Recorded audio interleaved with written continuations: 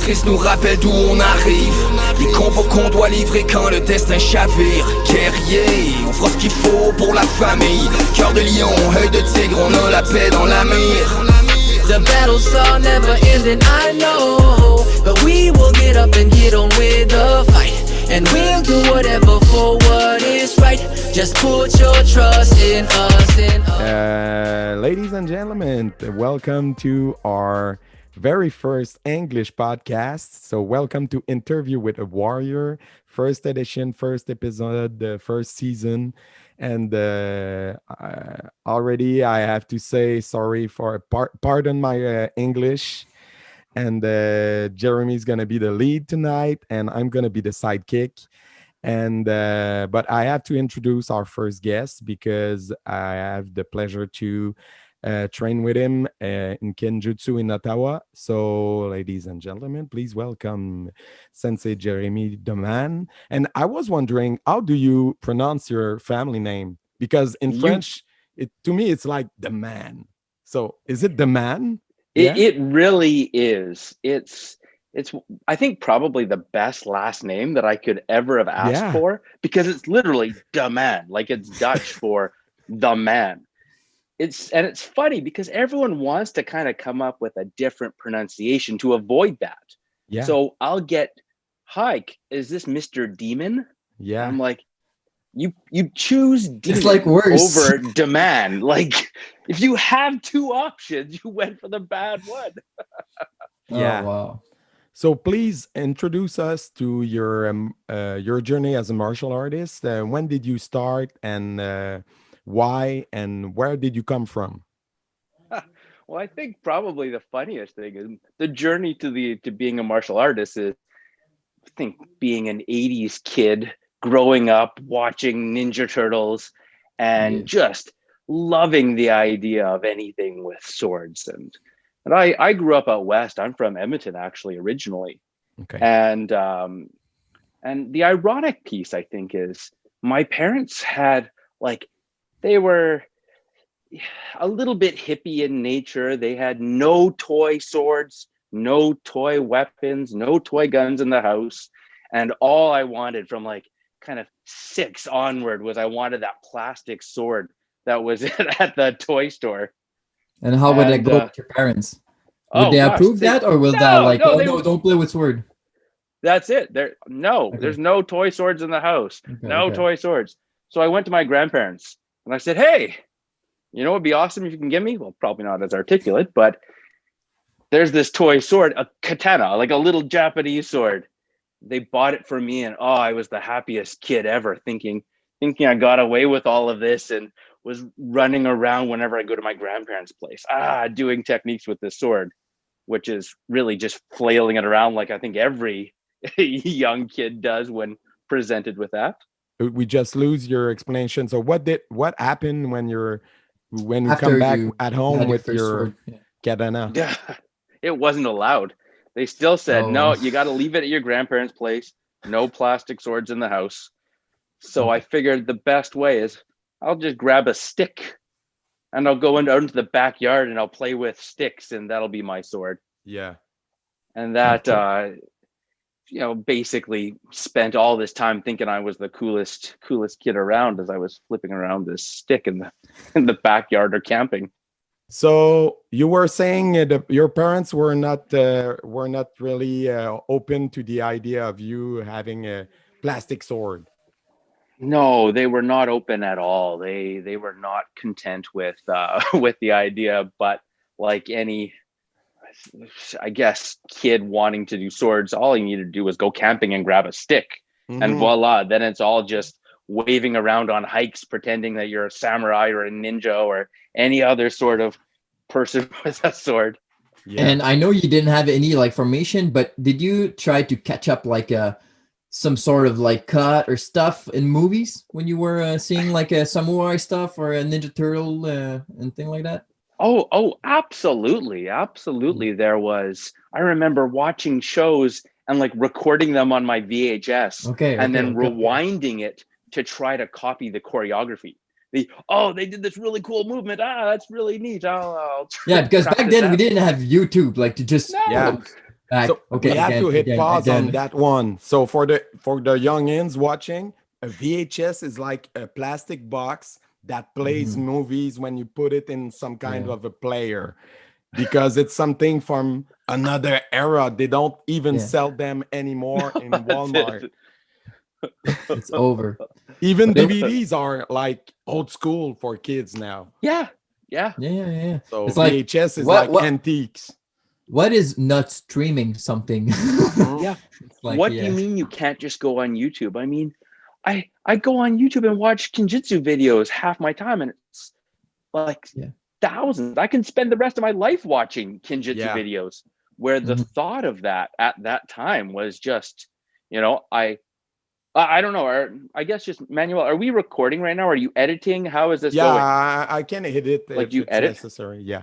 Okay. Yeah, I wanted to confirm just before because I'm gonna try not to ramble. Yeah, because of course, generally I don't edit much, but if I have to, I will. So, of course, we do a pause. I'm gonna skip it, and it's okay. So. Yeah, we did like once in the first season when I talk about the body I hide. That's it.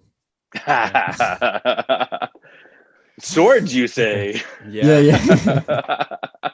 So, you know, self-defense thing. Okay, go. From the point you have a plastic sword to the point you have a real katana from medieval Japan.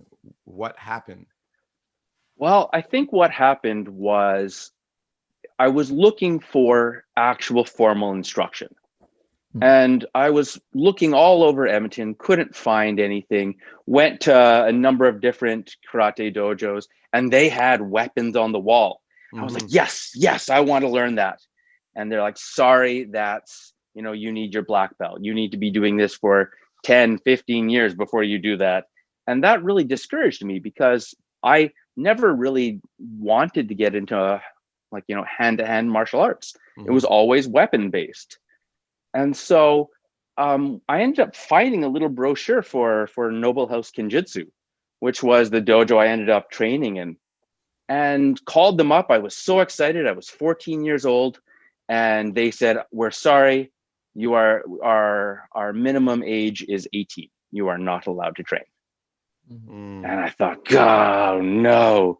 So then I kind of dabbled in a bunch of different things. I tried, you know, Olympic fencing, trying to see if that would kind of scratch that itch. But there was just something for me about, you know, I had a wonderful fencing instructor. Like, she was a gold medalist fencer, and the feeling of the foil kind of moving around and whipping through the air, it just never connected to me. It didn't have that mindset that I wanted. And so I kind of forgot about it until starting university. It was 2002, and was cleaning out my bedroom and found the little brochure and thought, hey, I'm 18 now. I'm going to join this. I'm going to see what this is all about. And really, I jokingly say, but I went to class and I hated 95% of the class. I thought, wow, they had me just doing cuts. I thought, I want to be doing lots of sword work. And all it was just, you know, spending about half an hour just working on this. And then after that, okay, something new. Here we go. And it's cutting this way. Half an hour of that, I thought, oh, this is awful. All my dreams of martial arts is completely out the window now. This was the only place I found in Edmonton that was teaching, you know, traditional Japanese sword. This is what I was wanting.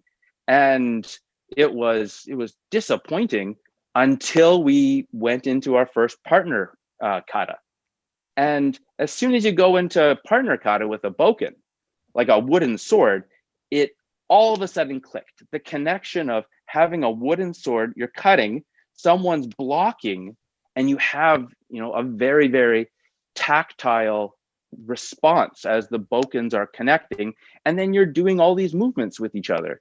And I thought, this clicked, and it was like, nope, I'm sold. I'm going to be doing this for as long as I have the opportunity to still do this. And I think that for me was really the start of my Kenjutsu training, was that opportunity to just train and to feel, that if you talk about that spark, that was what I was always looking for when I was training, was that feeling of connection.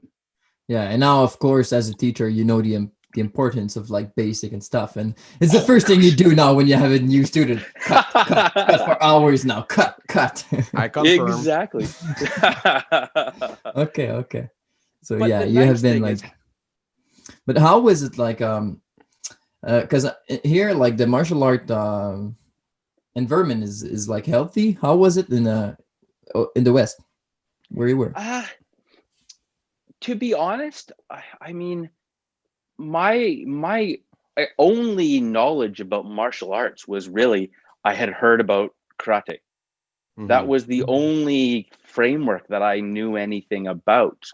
Now, it wasn't necessarily that I was, looking for other martial arts, but even when going through the phone book, going through and looking for martial arts, there was, I probably could have found Kendo. I think I could have looked and found that there, but it really wasn't what I feel like martial arts is today, where, you're driving around at least Ottawa and there's martial arts here, the martial arts there, there's anything for everyone. It was really, I felt a really special opportunity and a surprise that there was a school that was training Kenjutsu in Edmonton. It really was weird. I think it was probably the best. Weird. I would expect that like at Montreal, Ottawa, Toronto. Like that's why I'm not judging, but like in the West, like I'm not saying like there's nothing except mountain. Like I know it's redneck, and like I'm not saying that, but like having like a specialist Kenjutsu Katana teacher, like it was like a lucky guess in your area, And that's exactly it. Like it's one of these funniest things, and to not just have any instructor, but like my sensei grew up. He started training Kenjutsu at the age of 8 as an uchideshi in Japan. He was a live-in student at the dojo and trained there for about 20 years. Under the old samurai class who'd been training his entire life as well. And it was just coincidence that after training all these years in Japan, that he decided to move to Edmonton of all places, and then open up a dojo. And so there is absolutely, I feel very, very lucky that it was just the right time and the right opportunity and the right pieces in Edmonton, like I said, of all places, not really known as a hotbed of traditional Japanese martial arts. Yeah. And what brings you from Edmonton to the Ottawa area? Ottawa, Yeah. Yeah. So I spent a number of years training in Edmonton, and like we were crazy training. Now that I think about it, like classes were 3 hours often, Monday, Wednesday, Friday. There were a whole bunch of young university students like me who we would train every single day. We would train before class and then have class and then train on weekends. And it was absolutely part of my life there, just trying to get as much as I could from this art. And it was with both excitement and sadness that I ended up getting accepted to Queen's University and moved out here for school. And then spent a number of years in Kingston, which, talk about a place that's not necessarily known for its extensive martial arts opportunities. Didn't really train a whole lot there. And I think one of the difficulties about especially this style of Kenjutsu, which is it's all partner based largely. Yeah, there's independent solo forms, but it's really partner kata and sparring and being able to learn how to use these techniques while under pressure, either multiple attackers or yourself and someone else. And so you really need to have partners to train. And so I spent a lot of time just working on the solo work without necessarily finding anyone who I'm like, it's not very, very often you can be like, hey, you do martial arts, you want to do some sword and, get really good and let's train together. It wasn't a really good sell. And so it was when I moved to Ottawa, I think as most people seem to move to Ottawa to join the federal public service and decided that I was actually going to start training Aikido, and largely because I had never done any open hand work before. You know, I regularly will say my favorite distance away from someone is where I can shoot them with a traditional Japanese bow. And then if they have to be closer, then I want them at spear range and then at sword range. And then we get closer and closer until I don't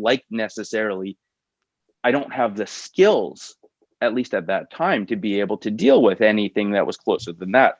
So realizing there was a real gap in my martial arts knowledge, I thought, oh, I'll do Aikido. Found a number of wonderful sensei who I can train from, and then through that built up friendships and training partners within the Aikido community, and then eventually was asked to open up the Kenjutsu class as some of the instructors, you know, started seeing me training more of the solo work during open practices, for example. And so I guess that leads us to, you know, starting up the class, which was, I guess, 2011. We're going on our 10-year anniversary this year. What a year for that. Congratulations. Wow. What a year. Yeah. And I was wondering if you can explain to the listeners the basic differences between Kendo and Kenjutsu, because I think many people can, you know, mix them or not be able to tell the difference. But if you can tell, I think it could be interesting. Absolutely. So it's first off, from the etymology of the word, like we've got Ken, which is sword, same in both. Do is way, and Jutsu is techniques. And largely speaking, Kenjutsu refers to, you know, the battlefield techniques of feudal Japan.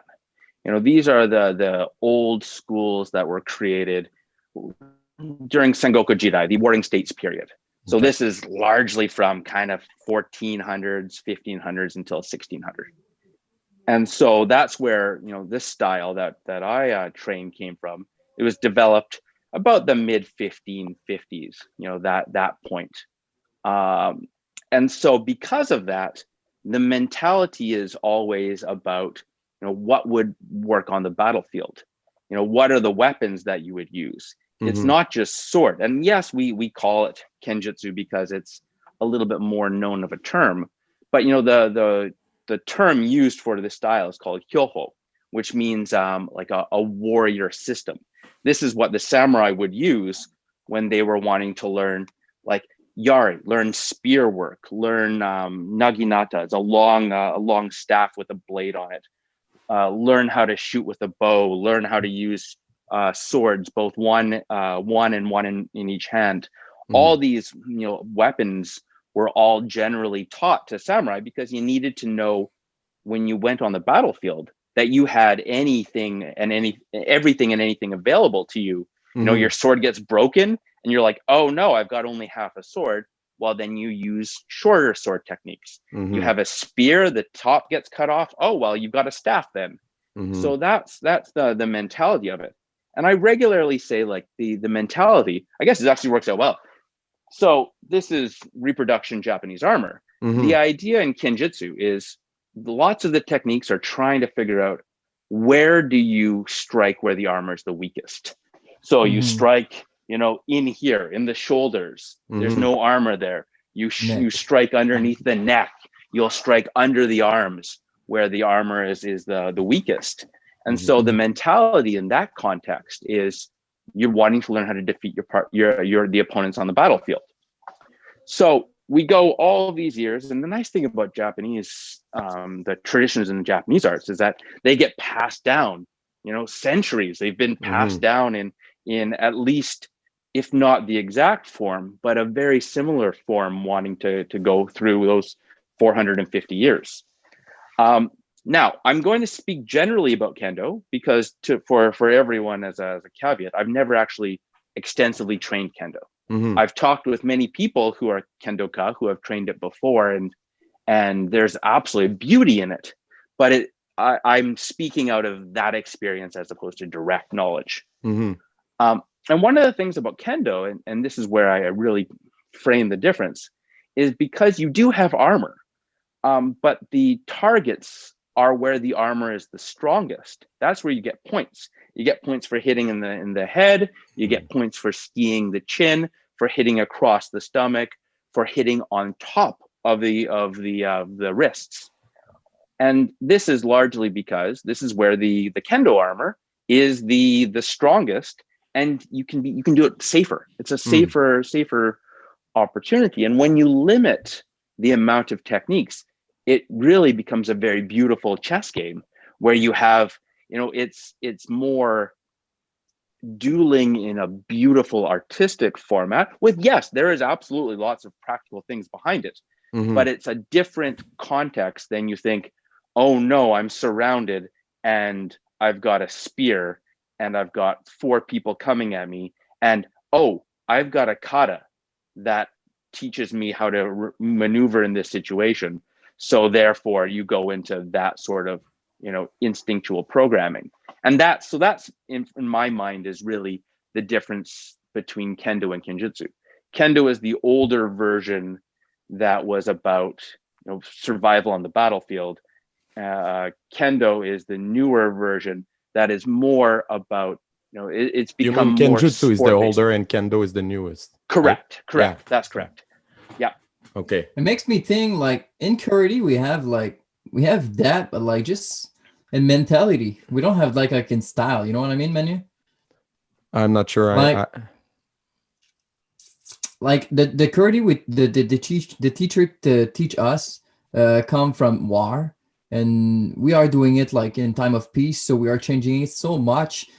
So in terms of karate, I would call it like we doing Kendo, and what we were taught from older teacher, what they learned it from defending themselves was more like Kenjutsu karate. You know what I mean? Yeah. Like today we asking, does it work? But our teacher didn't think it does it work. Yeah, I would say to complete what you're saying, I would say that the self-defense part is more the battlefield application. We have all a big self-defense part in Kenpo. It's the basics of Kenpo. And then you have all the katas that are also self-defense, but that many other school maybe teaches kata like a competition thing, and they don't teach the self-defense part in it. But we have a big part of self-defense ourselves, and this is the battlefield part. And the first time I remember the few first time I came to the Kenjutsu classes, the one thing that like hit me was like the battlefield minding, because karate is more like you never turn your back to the other person, right? Because you are hand to hand. But this is Kenjutsu, you have a sword in your hand, so when you spin, you are hitting people around you. You are in a battlefield. That's one of the first thing you told me, and I was like, whoa, this is a complete change of the way I'm seeing things, because in karate it's a one-on-one situation most of the time, right? This wasn't what I was meaning. What I I mean is I know, but I just complete. Yeah. Okay. But like I don't do, okay? Me, I'm doing just karate, right? And stuff. And like if I would go after the explication I had, I would go more with Kenjutsu, because at the end of the day, we know it. What we learn is more about what it teaches us and stuff, because we cannot really use it at the end of the day. So I would go more with what's traditional, what's really the source, so I would go much more with Kenjutsu than Kendo. But if people want to go with Kendo, it's nothing wrong with that. Beautiful. But it's a beautiful art. From what I know and my experience in martial art, I would go more with Kenjutsu after the explanation I had, that's it. But because I would like to know more like the real thing, like cutting a throat, stuff like that. Because at the end of the day, I'm not going to do it. So I would like to learn what they learned before, because that's what I want. I want the culture. I don't want just to know how to use this word. I want to learn what they learn. You know what I mean? Yeah. And I think this is the great irony. I heard there's he's 97-year-old, an old Kenjutsu sensei, say he's devoted his entire life to an art that he's never used. Exactly. And I thought this was an ironic piece, because as we say, is there ever a situation where I think to myself, oh yes, I'm going to use Kenjutsu. I spent 18 years of my life working on this. Will I ever use it? And the answer is, oh gosh, it's got to be really, really, really bad if I could ever imagine a situation where I'd have to use this. So it leads to the ironic question of, well, why even bother doing it? And for me, it's the beauty of the art. It's the historical preservation. Lots of times, like I just love the idea of training these techniques, knowing that 450 years worth of people have trained these techniques as well, and that I'm just such a small piece in that history. And for like lots of my academic background, at least my undergraduate degrees, were all in Japanese history. I loved being able to read about things, read about different events, and then go to class and feel like, wow, I'm actually learning the type of techniques that have been passed down. Again, never to use it, but to feel like you're part of that grand tradition. And as you mentioned, like my sword, I've got an antique sword that was it was forged in between 1550 and 1575. And it's that same mentality of, this sword, it's 400 years older than me, and it's probably going to hopefully live another 400, 500, 600, how many years after me.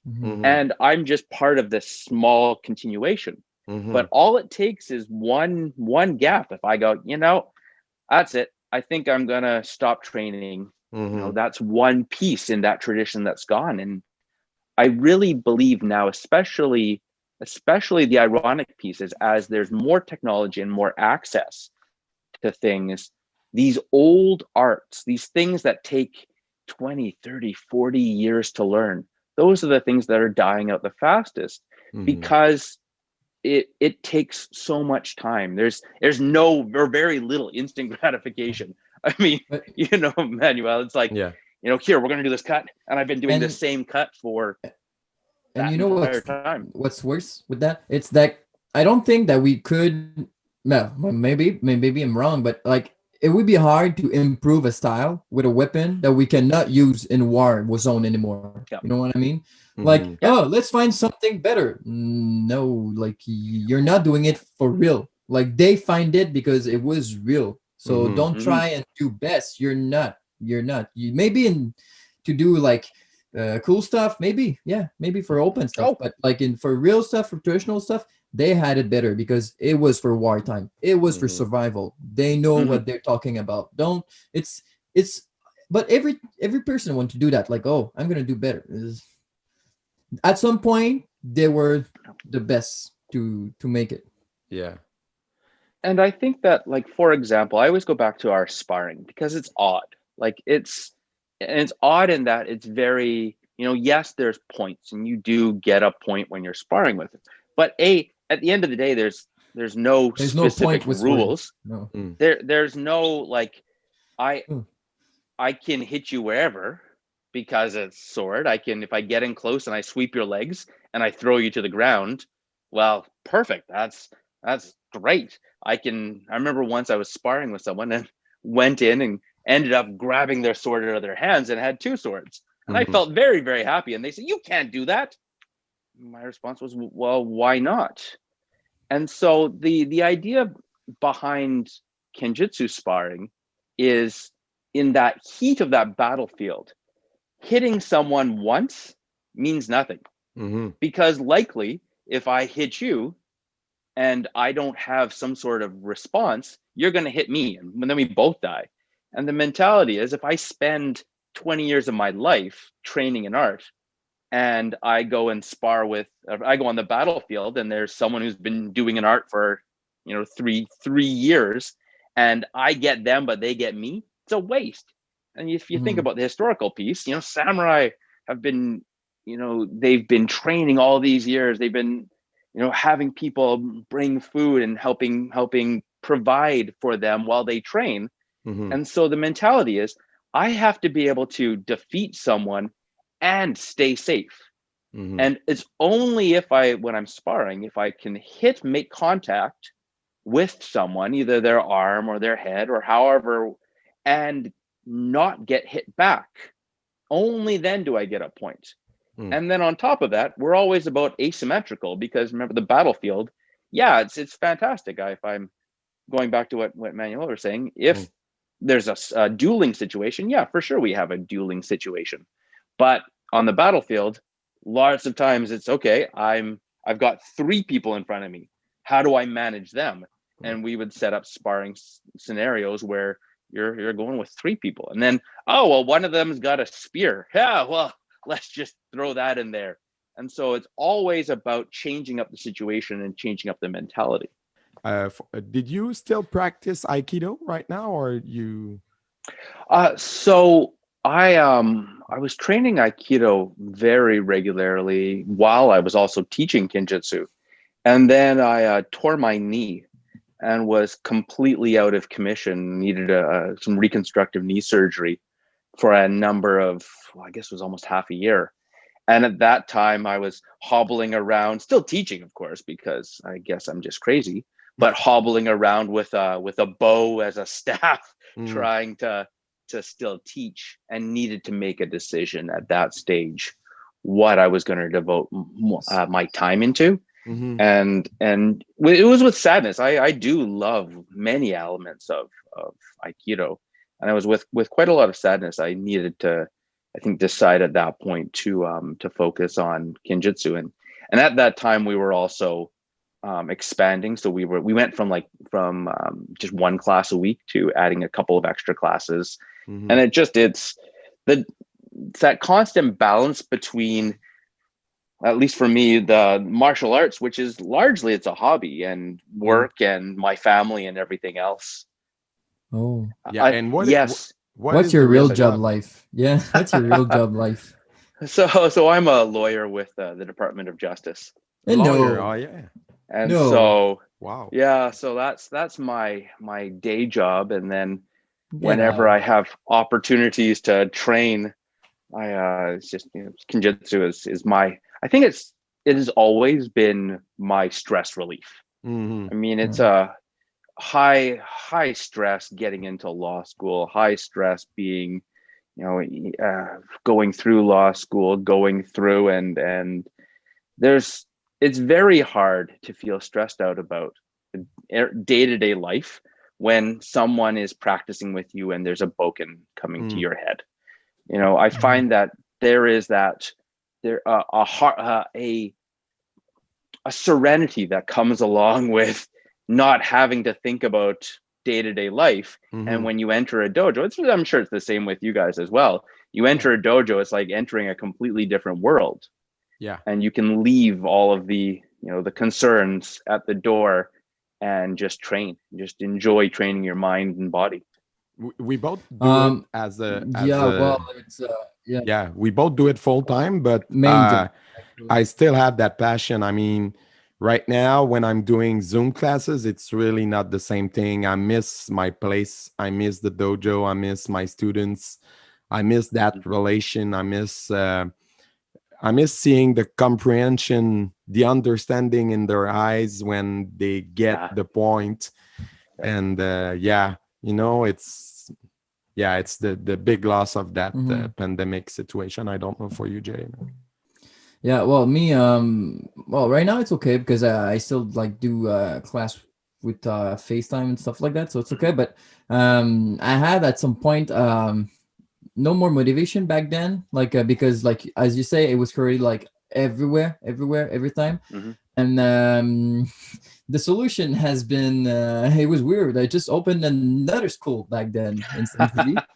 And so it was but it motivated me again. I worked with my friend back then, and now I'm learning new stuff and I have students. But it's because in my head I had a idea of what karate was something, and then I learned that every student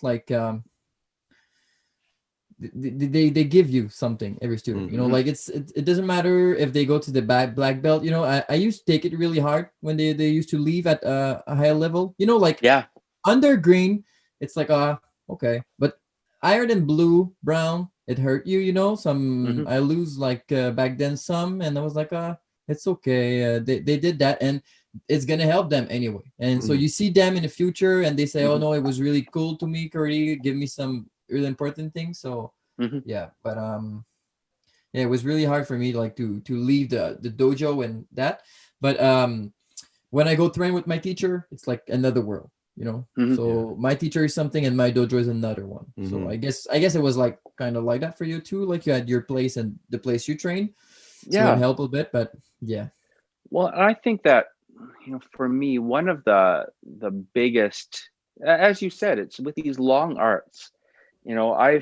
I've been training this for, like I said, it's going almost on 2 decades, and there's Mhm. still kata that I'm either terrible at and I'm working on, or that I haven't learned yet, and I need to constantly have training partners who are able to, physically, mentally do these kata to help myself improve.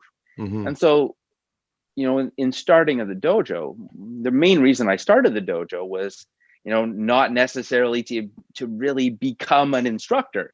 It was, hey, I need training partners. If I open the doors to a dojo, then I will have people that hopefully will want to train, and hopefully will be able to get good enough that they can train with me, and then I'll get to learn too. Maybe that's selfish in Mhm. some respects, but it's the idea of, I always want to give all of the knowledge that I have to everyone who is able and willing to learn. Mhm. And I think there's a beauty in that for me, of I'm wanting people to improve. I regularly say we're all climbing the same mountain. It's just I'm higher up on the mountain, and I'm trying to get you guys up as well, so that we can preserve this art together. Because really, I mean, this style of Kenjutsu, there's two schools left, as that we know of, that are still teaching it. And Which is so, yours and Edmonton? That's it? yeah, yeah. I mean, there Wow. there is one that was in Montreal, but they've been, because of everything going on in Montreal, they've been shut down for a year, with really questions about whether or not they're going to reopen. Mm. Yeah. And so we go back to, it's not being trained in Japan anymore. My Wow. Yeah. my sensei trained there, and then when he left and the his sensei passed away, the dojo shut down, and no one, as far as we know, no one's training it anymore. And Mhm. so Mhm. I look at it going like, gosh, I regularly say I don't want this beautiful art that I've spent all this time training to become extinct on my watch. Mhm. I want to make sure I pass down these techniques, because, as you were saying, Jeremy, there's just this beauty of when I'm excited about a technique. I love two sword, where you've got like one sword in each hand. I just Mhm. love those types of movements, and I get so excited. I want to show these techniques, and you show them to a student, and their eyes just light up with that same excitement that I remember having learned it myself. They go, "What? How in the world can you do that? That's amazing!" And they get all excited, and they want to practice it. And then I see them wanting to help, teach other people and help other people develop those skills. And just Mhm. as that beauty of passing Mhm. on Mhm. knowledge and doing it really firsthand. I was wondering if you can explain what is the history of your style or the school. I don't know and how do you pronounce the name? So I'm gonna have to. So it's a long question. So I apologize. I don't Yeah. know if we've got time for a fairly long answer. Please feel free to stop, because as we've already mentioned, I love history, I love Kenjutsu, and I'm a lawyer. So that means that I can talk for as long as I've got people that will listen. so We so there. this the style was created in,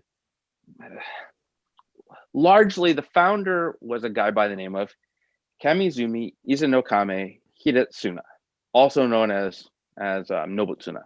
And he was a famous samurai that was, he lived roughly early 1500s till 1570s.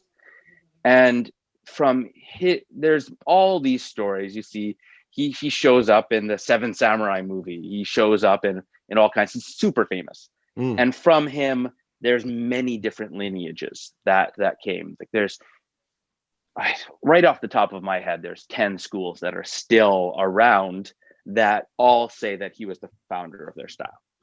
Now, because it's 450 years ago, everyone kind of says, oh, well, our style is directly from him, and our style is from is more pure than your style. And who knows? It's 450 years ago. Yeah, other style some problem. Well, the complicated piece of this is all these styles used a very similar naming pattern. And so they'll use different kanji, different Japanese characters, but they are all pronounced in a similar way because, if I've learned a style from you, Manuel, I would like to show an indication that I learned from you, even if I name it a little bit different. And so that's where the complication comes in, because as soon as I'll pronounce it, I'm sure that there's going to be listeners who will say, wait a second, there's many other styles that have that same name in it. And it's largely because there's all these Japanese styles that all make reference. So the style name, I've got it on my shirt. So the style is called Shin Kage Ryu. And the characters mean heart reflection style. And what that really encaptures is a philosophy of the school. Now, I'll say that and say there's other styles of Kenjutsu. So there's another style called Yagyu Shinkage Ryu. So you'll hear the same Shinkage Ryu. It uses different characters, and they also attribute it to Kamizumi Izunokame. And then you'll have other styles called Jiki Shinkage Ryu, which as well attributes it to a different. So you'll hear that name a lot. So I just want to make sure that for clarity's sake, it's got a similar pronunciation, but it's not the same style. It just comes from a different student. And what would you say that make the difference of your style compared to those? So that you talk about? This is not something that I can necessarily speak to, because while I've seen and talked to people that have trained in those other styles, I'm not skilled enough to be able to, or knowledgeable enough. But I can talk about the philosophy, because the philosophy I think is in the kanji. It means that the heart reflection or the intention reflection. So the idea is on the battlefield, and I'm sure you experience this in other arts. You need to be able to very quickly pick out what's happening, what's going on. If I'm sparring with you, Manuel, I need to be able to read your punches, to read, oh, he's coming, he's going to sweep my legs. I have to understand. And so how am I going to actually do that? How am I going to get to a point where I'm so good at training with people that I can figure out, maybe even before you, what you're going to do. And then the next part of that is, once I'm able to figure out your intention, your technique, your movement, are you a lot more aggressive? Maybe Jeremy is a lot more defensive and he's trying to pull me in and trying to defeat me that way. Once I understand that, then it's going another step and trying to make sure that you move in a way that I want you to move. It's, how do I see your intention? How do I reflect that intention? How do I stab towards your face, make you block, so that then I use the opportunity to drop my sword and cut your stomach? So your style is really all about counter at the right timing. So it's looking at the guy calmly, the reflection, to know when to counter at the right timing. To read the opponent, basically, right? Yeah. That's the. Would you go level of it. Attack? Like, absolutely. As I understand, if the guy is give you the right signal, you would attack. If he is like defensive or that, but if he's aggressive, you would go like more defensive. So you would do both. It depends really like how you read the guy, but you would always move as he'd go. You wouldn't have like a strategy and go for it. You would always like read the guy. Mhm. Well, but you think about it in two ways. So one way is, you're coming at me with a cut, and I'm going to respond to that cut. And let's just say, I'm responding to your technique. So that's what you're saying in terms of the counter. Mm. Now, if we want to think about it at a different level, if I can get into your face and throw an attack at you, well, you're going to do something and I'm still able to counter that, whether it's defensive or whether it's not. So that's the sparring piece. And that's what you're always having to think about, because when you have three people coming at you trying to hit you, there's very little opportunity. One person may come in very aggressive and then you go, boom, I've got to counter and finish them off. The next person comes in, they're a little bit more hesitant. Well, you don't have opportunities. When you're sparring against multiple people, there's no opportunity to just wait it out and see what they're going to do. So you can be aggressive, go in, and by going in, by getting the distance in, they're either going to attack you or they're going to defend against you, and then you're going to counter that. I don't know. Does that make sense, Jeremy? Does that answer your question? Yeah, totally. Well, yeah, it's question. It's like we talk, but yeah, so yeah, it's really like, it's so, but yeah, it's different from us. It's like we defend. It's like self-defense, and so we're not gonna do. But it's really like you. We're not supposed to start the beef. No, As exactly. karate It's so cool. Yeah, it's so cool. It's like really, it's another way of thinking that that I'm not used. So it's really cool to have you on the not the Shine. I say that in English. That's a word that I miss. On the channel. Thank you. Yeah. Is it the first time? No, I missed the other weapon guy. Yeah. And what we talk about the fact that we receive on our precedent episode in French, we receive a guy doing Eidon Gundo, which is the basically Korean Kenjutsu, probably, or Korean Iaido, at least. And you said that there was a difference. It's the progression system, which is belt based, like karate is. And this is a major difference, that in Kenjutsu there is no belt at all. So how do you keep how do you grade people with the progression with the good students? Question. So absolutely, that's a fantastic question. It's something that I've regularly struggled with, to be completely honest, because the idea, when you're talking about an art that was this old, how do you know progression? Well, you got taught something, you had to go into the battlefield, and you came back. That's how we know your progression. You got lucky, or you're able to learn more things. It's the physical manifestation of progress is the complexity of the techniques and how good you can use the techniques, and so so we bring this idea of, there's no belts, there's no the main rank system within a traditional Kenjutsu dojo is seniority. It's when did you start. And because the idea is, someone that started with me 10 years ago, I know them. I've been training with them for a long time. It's the art came about in a very suspicious time, when at any moment someone can be trying to break into your dojo and kill you. So you'd surround yourself with the people that you know the best, and you would put the newer students further away because you're not certain about them yet. And so progress in that context was largely, if you are able to grasp the techniques, and then from there you can learn more and more complicated techniques. And so when I'm teaching, and this is how I learned as well, yes, there's a curriculum. We've got Tenshin, which is a first kata that students learn in normal times, the first partner kata. Then you go on to the second kata. This is our sword kata. We use bokken, wooden swords.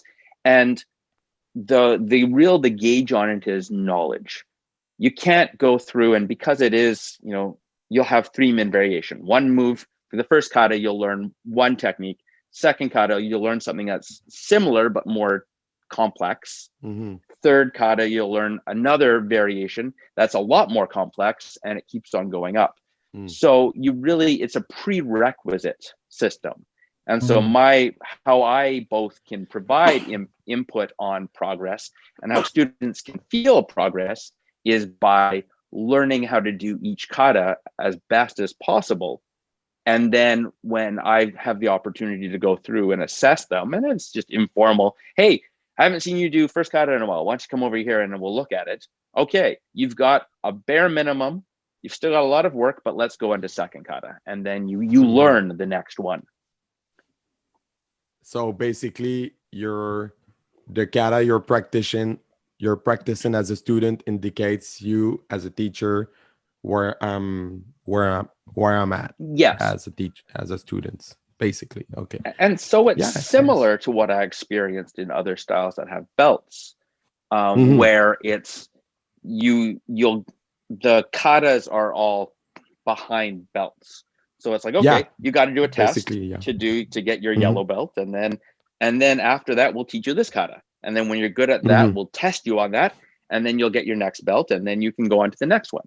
So it's a similar mentality without necessarily the formalization that comes along with belt testings. Do you guys train with hakamas, or do you have belt? So the answer to your question is yes, everyone starts out with hakama because it's normally what samurai would wear. They would when they would train, they would wear keiko gi, a type of, it's just a standard white gi that most martial arts have, and then you'd have the hakama. But what we need a thick, like a really thick belt, because when you put your hakama on, it needs to anchor on that belt, and then we have swords that are also in our belt. So do you tie it the traditional way with the knot on the back, and then you put it? Okay, so correct. It's a big one. Okay, good. Because we have the smaller one, because it's we do it, but it's like a more like a newer version of it. But I know because I look it up, like how to tie it, like all the version of it, because I do katana in North style, and I found that like you can do the real traditional stuff, and that's really complex. So Manu, you do that? Yeah, not often, like one or two times, because the classes before I didn't have my hakama with me, and then Sensei teach me how to put it, but me by myself, I cannot do it alone right now. I don't think, and it's the knot. The rest is okay, but the knot is not really neat. And do you prefer training in hakama or pants? Because me, I train with both, and I feel so much more freely in hakama. It's crazy. Like, it's so cool. But and for if you have a katana, like it's like the katanas, how do you say the saya? The saya, let's say it in Japanese. It won't move or remove. When you have a belt, sometimes it goes away, it drops, and I'm like, oh, I hate that. Like, so if I don't have a private classes with a student that's doing a katana, I'm gonna put my hakama before, because I'm gonna be much better in it. I think there's an element of, like, the more formal you get dressed up for training, there is a certain amount of how do I plays in your heads, right? Yeah, it's a certain amount of seriousness that comes along to it. Like, so we're training outside. We've been training outside for the last number of months because of COVID, and training outside is wonderful. I mean, I love it because you get all of the elements. You've got sun in your eyes. We were training in the pouring rain when it came up, and you're having to do kata with your rain pouring down your face, and you're splashing in the water. And there's just a beauty in doing your techniques in inhospitable is probably a little bit too extreme, but in unideal circumstances. I mean, in the dojo, it's always nice. This floor is always beautiful. the weather, you're not going to have too much cold or too much heat, at least ideally. But whereas outside, you've got all these additional elements, but not getting up and putting on, you know, hakama, not going through and being able to wear the swords, wear the daisho, the two swords, for sure does reduce the formality and some of the seriousness that comes along with it. Yeah, it's like totally. a little bit of a ceremonial thing. Yeah. And it's like in the summer when we teach without a gi. It's like I feel less like a teacher. I'm like I'm a coach tonight. I never switched to the t-shirt on the summer. I'm always wearing the gi because I'm not the t-shirt guy, as you know, Jay. I know. I want to bounce back on the aspect of training outside, because to be honest, at first it was like a shock. Like the first time I was like, we are outside, it's like 6 a.m, it's dark, it's like training at night. And but after a few class, I was like, you know, it's strange, it may be corny if I say it out loud, but I feel so much more like it's warrior training, because it's cold, it's raining, and the rain starts and we stay there and we're like training under the rain. I was like, if it was my kid student, everybody was like, okay, we're going inside. And I was like, no, we stay. And even at the end of the fall, when it started to be icy on the ground and stuff, we were still there at 6 a.m. in the cold with gloves and stuff. And I was like, it's sorry, but it's really great. I was about to say the F word, but it's really great to be like opposed or confronted to the realness of the battlefield. And it was so much great that I did one of my Zoom class outside. I bring I bring my cell phone outside. I was in the snow everywhere, and I told my student, you know, you always told me, oh, it's cold, I cannot practice outside anymore. Exhibit A, I'm outside, I'm doing all the classes outside, the snow falls, and I was giving you the classes, so you have no excuse, go outside. But it's really great. So I don't always know what think of I always think of martial arts like none of this comes naturally to I don't want to be too overbroad. Very few people walk into the dojo and say, oh, this is totally natural for me. You know, we're wearing like keiko gi, we're wearing different things. It's not every day. There's all these rules that no one really knows, especially when you have such a cultural importation from Japan. Like it's things like, okay, you don't wear your shoes when you walk in the door, and you put your shoes in a certain way. And so all of this is very confronting. And I really strongly, I think back at my martial arts training, and the most important thing that I've always valued is it's constantly putting me in points of discomfort and then getting me to become comfortable with that. You know, it's learning a new technique and being completely uncomfortable with it and incredibly frustrated. And then through training it, through working on it, through practice, through hitting those walls, through breaking through those mental gaps or those mental walls, you become comfortable with it. And you think, wow, you get that sense of success only to go into the next technique that gives you that.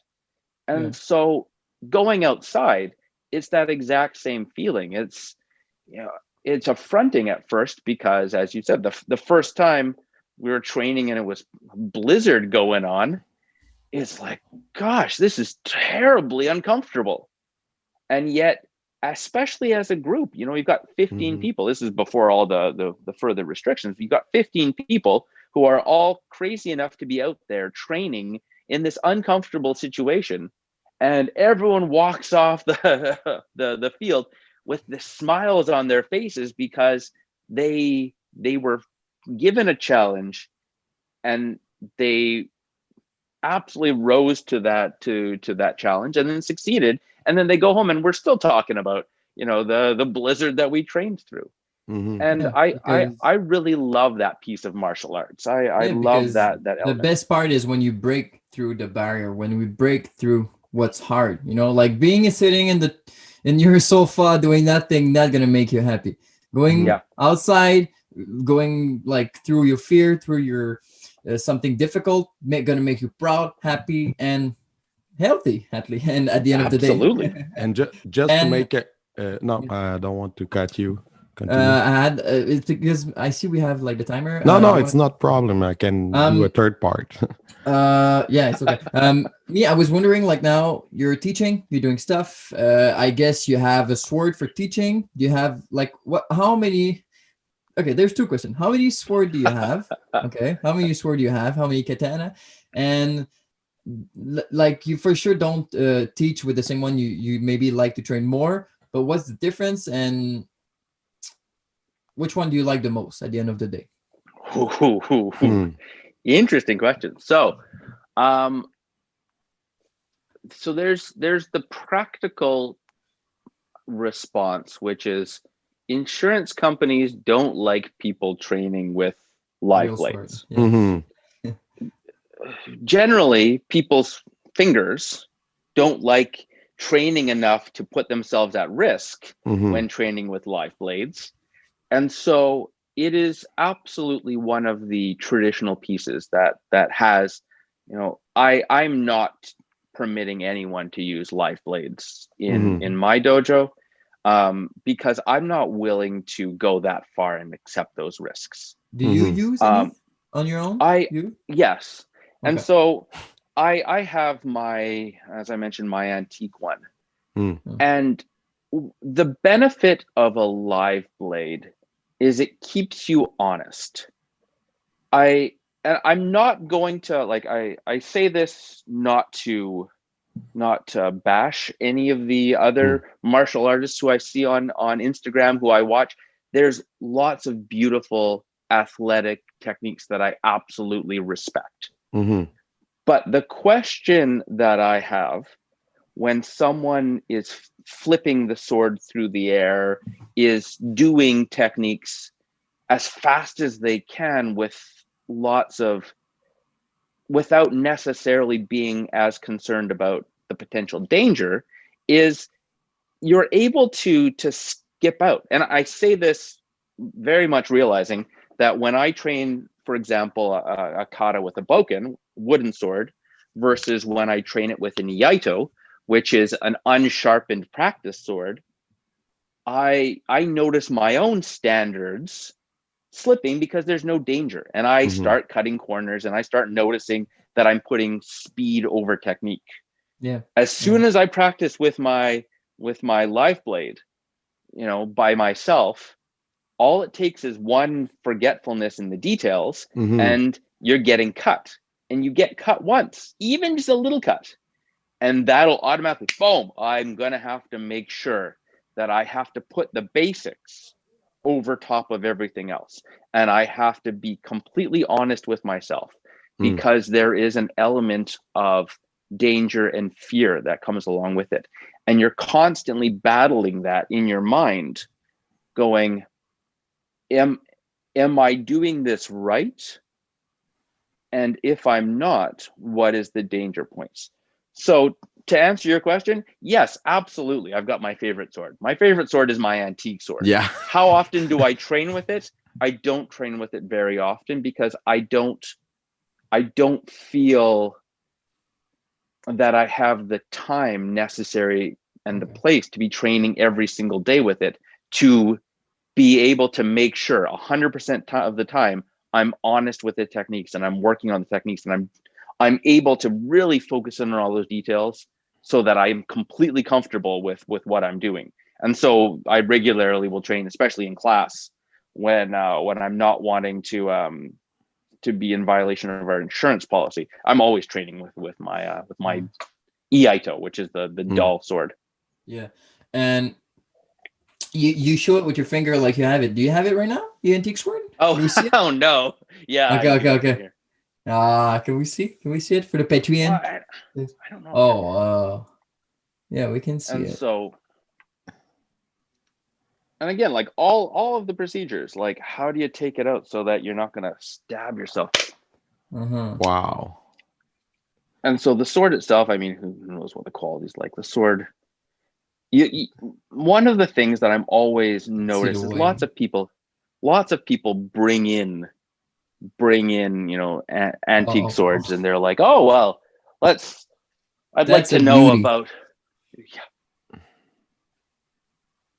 And you see all kinds of, really, really neat things when you look at antique swords. You see that they're not perfect. They'll have all these, little ding marks in them. The way the hamon goes is not perfect. And then you see, newer swords that are like, the cheap imitations done up out of, some sort of steel at a factory, just acid wash the hamons on, and you're like, oh, it's too uniform. It doesn't have that life that comes along with these antique swords. And how many do you have? Like, it's your favorite one, but how many do you have, like, in total? Antique? No. Okay, you have many Do antique you have more one? than No, one? no, Wow. just one. Yeah. No, Okay. No, I mean, wish. like, with your bokken, the one for teaching, your antique, it's like 3. Do you have like many more sword, or like me? I know I have like staff. I have like 4 staff, 5 pair of nunchuck, 3 pair of kamas, and stuff like that. I have too many weapons for my hands. Okay, so, so in terms of swords, I've got an antique sword. I've got the my Yaito, which is the unsharpened one For that's class. made for training. Those are the only katana that I have. Then I've got like a wakizashi, which is a short sword, and I have that. I don't have an antique one of that. I have just an Yaito one that I use, and then the rest of the other weapons are almost all just wood. Yeah, it's okay. Largely because that's what we use, and Yeah. and I mean bokken, because we're constantly training in pre-COVID times, we're constantly training partner practice. Bokken, I'll go through a bokken every year, to the point that you're constantly making contact, so you're constantly needing to maintain it. You need to make sure there's no splinters and no slivers, and sanding it down. And so you will need to try in sparring the bokken from our friend Steve in Bushi in Quebec City, because I really like the wakizashi, and to be honest, I didn't buy his strongest one. I buy the maple, but it's really a good one. But I mean, I know he has like stronger kind of wood, but it was a little bit expensive for me at the time. It's COVID time. But one day I promised to myself I will have one. I think it's amaranth, the name of the wood, the kind of the wood. It's like black, and it seems like rock. It's wood, but it seems like it looked like rock. It's really impressive, but I don't know. Jay, you have a question? So yeah, I had a question, because you say you love history, you love law thing, I guess, and the karate. So I love history too. It's like one of my passion. What do you know about Yasuke, the one of the samurai back then? He was like the first big guy, black guy from Africa. He came. Did you know about that? He inspired like movie from that, like The Last Samurai and stuff like that. Did you know that story? I've heard of it. Yeah. And I mean, I know I've heard references to a number of different, gaijin, foreign people who came to Japan during the 1600s and, and became samurai. I don't really know too much to be. Check it out. They're gonna make a Netflix TV show, I think, about it. About him? It's gonna be called Yasuke, or a Netflix movie. I don't know, but Netflix is working on it. Because I saw a little episode. It says like it was like he was big, like a black guy with Asian dude. He was like 6 feet. They were like 4, 5 feet. So it was like he fight battles 10 with guy them at the same time. Yeah, he was not only trained. He fight battles in Japan as a samurai, and there's also a French rap group that made a recent album named Yasuke in honor of that story.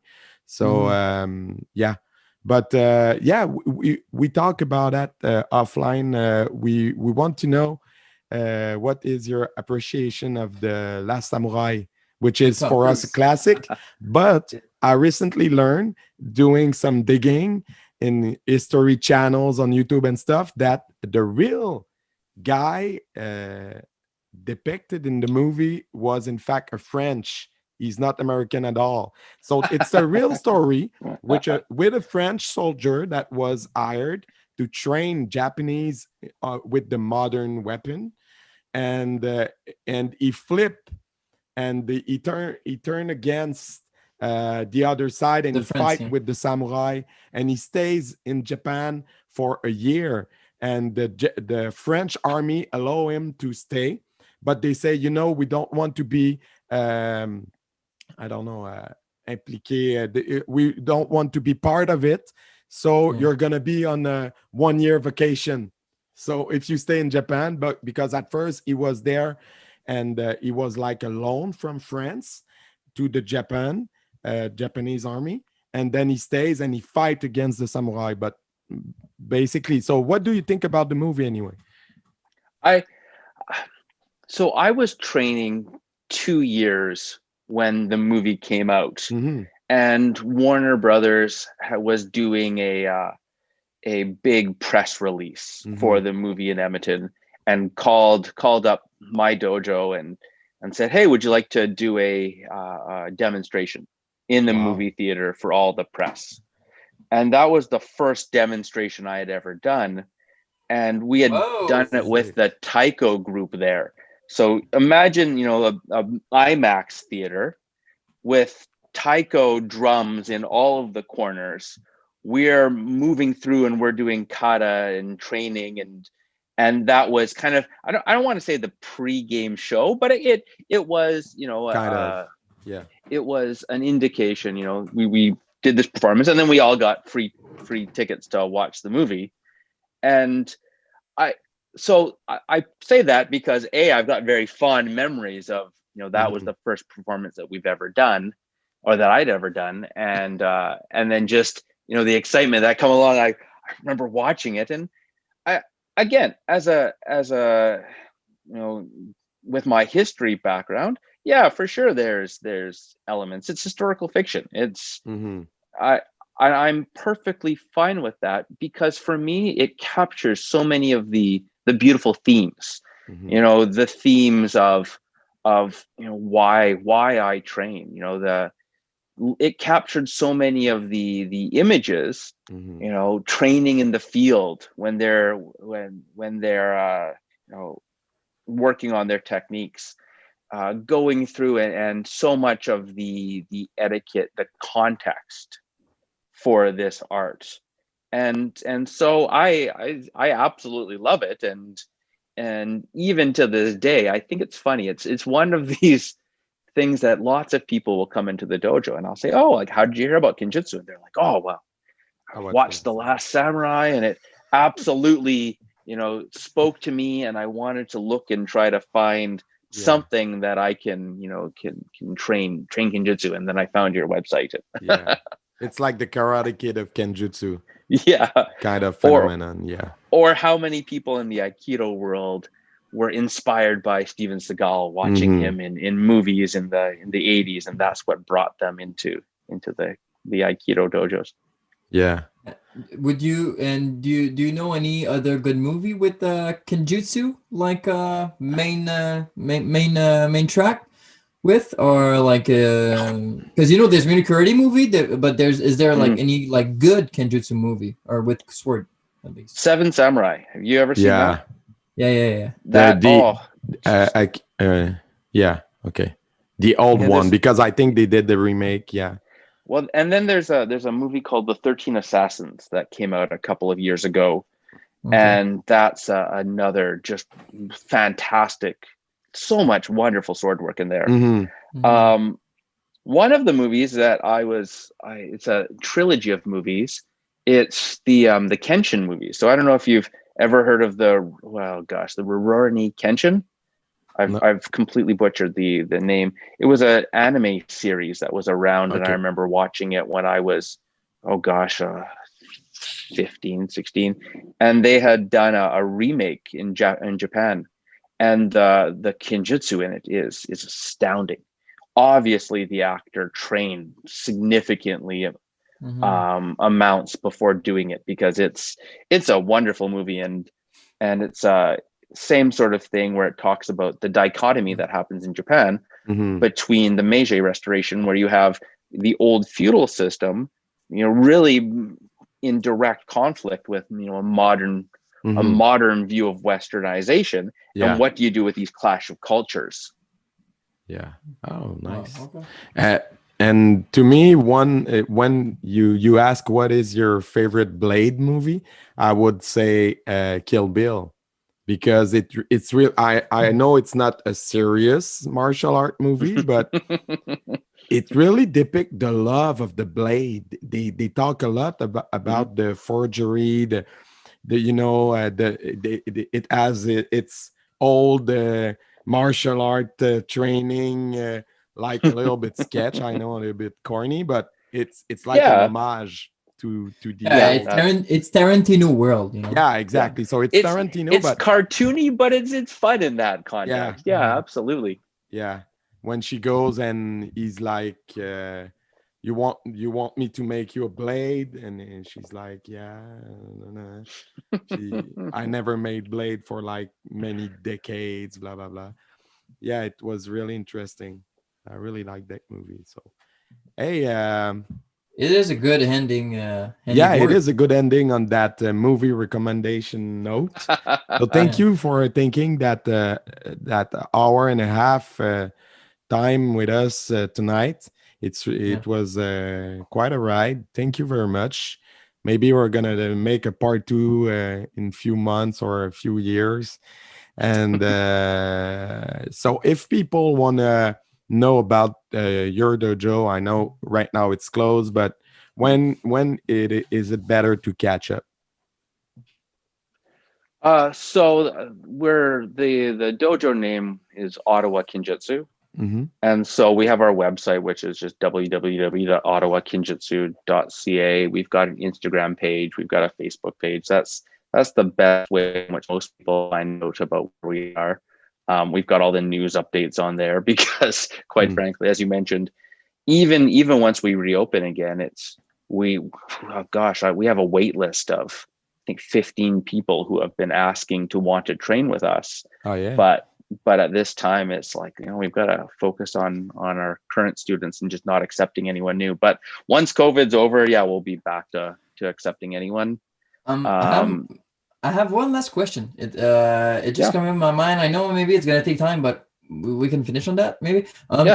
What about competition? We didn't even talk about it. Like, do you guys have some? Do you I guess the answer, but I want to talk about it, even if it's fast. But what about competition? Do you guys have some? Do you do because you do have form, you do sparring, do you because you say that the other one Kendo is more for point, and you don't have point, but you guys still have competition about maybe form or any other thing. Absolutely. And so it's competition in terms. It's competition in that, yes, you'll have, in the simplest context, I'll be putting on armor, you'll be putting on armor, we have bamboo swords, and we try to hit each other. That's the sparring element. But there's no tournament. I think that was your question. Yeah, right? yeah. Do you have a medal and stuff in your first, second? Okay. So you just do it's more a Kendo thing, right? So Kendo has tournament. Yeah. And the funny piece about it is, the again, going back to the context, the best place to lose techniques and to lose bouts and sparring sessions is in the dojo with your friends. Because when someone hits you with a bamboo sword and just decimates you, you're not even close. You're like, wow, that was fantastic. You don't lose anything besides for your pride. And so the dojo, whenever we're sparring, it's not about who can really be the best and who can beat everyone else and who's going to be, the goal is really to use the opportunity to see what works and what doesn't work, and to be okay with getting hit. and then go, okay, fantastic. My friend hit me. He went right through my block and absolutely got a very nice clean point. How can I figure that out for the next time? And so we really look at getting hit as not necessarily a negative thing, if that makes sense. It's an opportunity to improve from learn. that. Exactly. And so it's competition in that, yeah, for sure. Everyone, you have people get their stress rate gets up, and no one likes getting hit. You want to be able to, I'm going to go into this sparring match and I want to win. But it is a lot more collaborative than it is confrontational. Okay.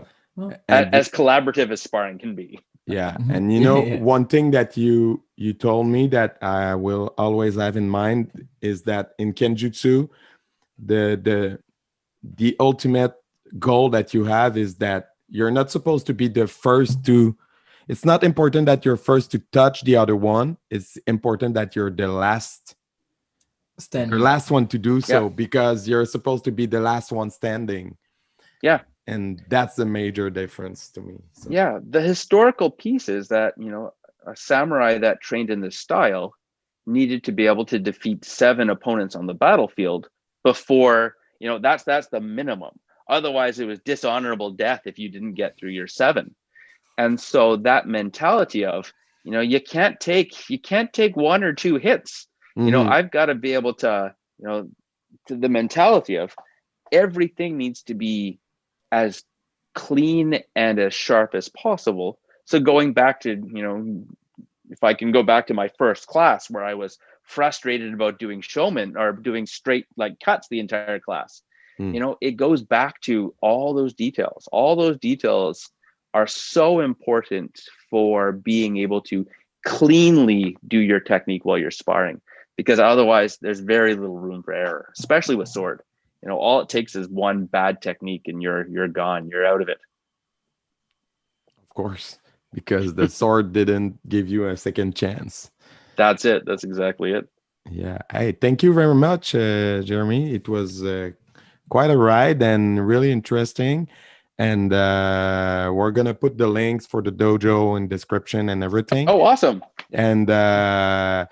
And the episode will be an exclusive for our Patreon for a month, and then it goes public on our YouTube channel. So if you like the episode, subscribe to the YouTube channel, subscribe to the Patreon. And so that's it. I think that's it. Do you have another message, Jay? Subscribe to the Patreon so we can have better stuff to do our podcast. Yeah, of course. we just want to put money so we have camera stuff like that. So we just want to be better for you guys. So subscribe. Yeah, of course. And as you can see in this own episode, we learned to place our lightning. So we start from being counter day to being okay. So please forgive us. We're all learning. It's a journey. And thank you again, Sensei. And I can wait to train again. And don't forget to send us pictures to publicize the episode. Yeah. Okay, wonderful. Thank you so much for having me. It's been a wonderful last, you said, hour and a half of chatting with you. So great luck on this podcast. I know I'm going to be listening as we go forward here.